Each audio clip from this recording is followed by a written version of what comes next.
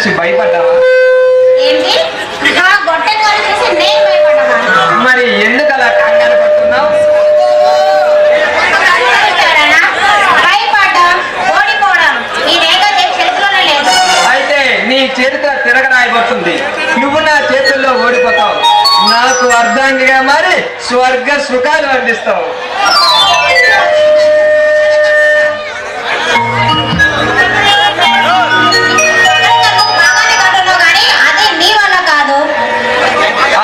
నిన్ను అందుకోవడానికి మరో జన్మ ఎత్తాలంటావా? ఈ జన్మలో నేను నిన్ను అందుకుంటాను. నీ పొగరెక్కిన సొగసులను ఒకరుగా రుచి చూస్తాను. చెప్పారు కదా నీకంత తీయలేదని. మొండిగా ప్రయత్నించామంటే మొండి మాత్రం మిగులుతుంది, జాగ్రత్త. ఈ రానాకు అసాధ్యమైనది ఈ ప్రపంచంలో ఏదీ లేదు. నేను తలుచుకుంటే ప్రపంచ సుందరినైనా 10 రోజులు తిరగకుండానే నా పక్కలో కొట్టి వచ్చేటట్టు చేస్తాను. నేనంతటి మనగాడను ముందు నీకే తెలుస్తుంది.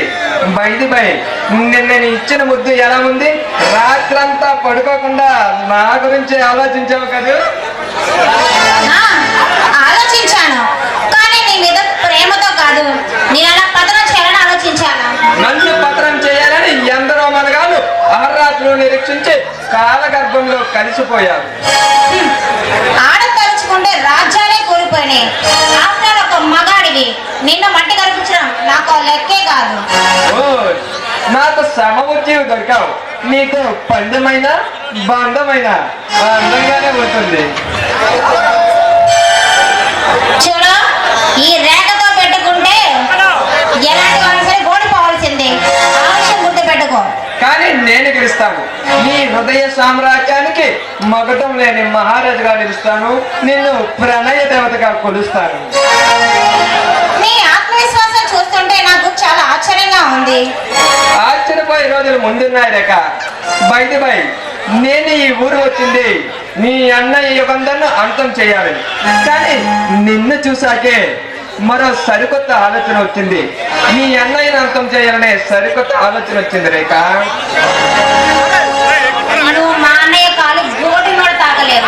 నువ్వు అలానే అనుకుంటామంటూ నీ అన్నయ్యని అంతం చేసి నిన్ను అందుకుంటాను. ఒక అందమైన వెన్నెల రాత్రి నీ పరువాన్ని పరుపుగా మార్చి నాకు స్వర్గ సుఖాలు అందించడానికి సిద్ధంగా ఉండు.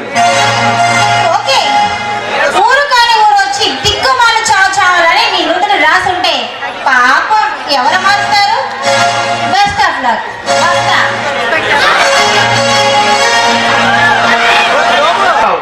ఇక నా కౌకిలలో నిన్ను బిక్కిరి చేస్తాను రేఖ. ఇక నిన్ను తలుచుకుంటే నాకు పిలికి సాగట్లేదు రేఖ, ఆగట్లేదు.